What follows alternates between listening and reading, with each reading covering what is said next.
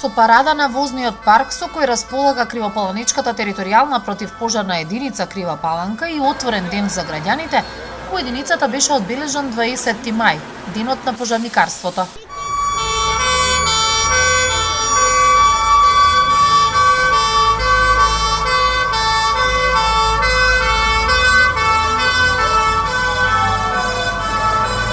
На плоштадот во градот беа изложени сите возила, а присуствуваа и сите пожарникари спасители кои ги посети градоначалникот на Крива Паланка Боријан Чомицевски, но и амбасадорот на САД Джес Бейли, честитајќи им го денот на пожарникарството и укажувајќи им почит за нивната несебичност, пожртвуваност и преданост на благородната и ризична професија што е работат.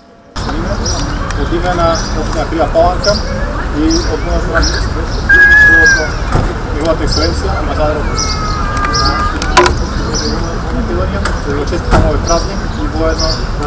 Командирот на територијалната противпожарна единица Крива Паланка Иле Коцевски истакна дека во изминатите 5 години територијалната противпожарна единица има околу просечно 6 пожари дневно. Инаку, површината која што се покрива е 491 км. Крива Паланка е претежно планински град, каде што повеќе е застапен пожарите на отворено, меѓутоа добро се справуваме. Имаме голем проблем со пожарите во урбана средина, бидејќи тесните улички се ни голем проблем. Возилата кои што се добиени се претежно од донација, така да правиме некои напори во наредниот период да набавиме некој соодветно возило за нашите услови, да успешно одговориме и да сочуваме безбедноста на граѓаните во нашата општина.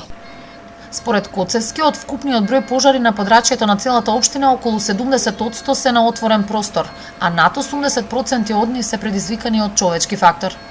Во територијалната противпожарна единица Крива Паланка работат 13 пожарникари со просечна возраст од 51 година. Минатиот период броеше вработени 13 вработени согласно Законот за пожарникарство во населено место до 20.000 жители, каде што треба 13. Со последните измени кои што се веќе предвидени 17 пожарникари да ја обслужуваат ова општина, меѓутоа ние знаете дека нашата единица просечна старост на вработените е 51 година, веќе имаме едно заминување на еден колега ни замина во пензија минатиот октомври, така да што сега очекуваме да и ова во наредниот период и уште еден колега имаме најава дека ќе замине во пензија, така да тие ресурси мора да се потполнат. Со потполнување на ресурсите се надевам дека територијалната противпожарна единица успешно ќе одговори на предизвиците кои што се јавуваат и во текот на летниот и во текот на зимскиот период, како што се пожарите на отворено и пожарите во урбаниот дел на објекти. Градоначалникот Мицевски најави дека во претстојниот период ќе бидат вработени уште 5 пожарникари кои ќе ги надополнат потребните човечки капацитети на единицата.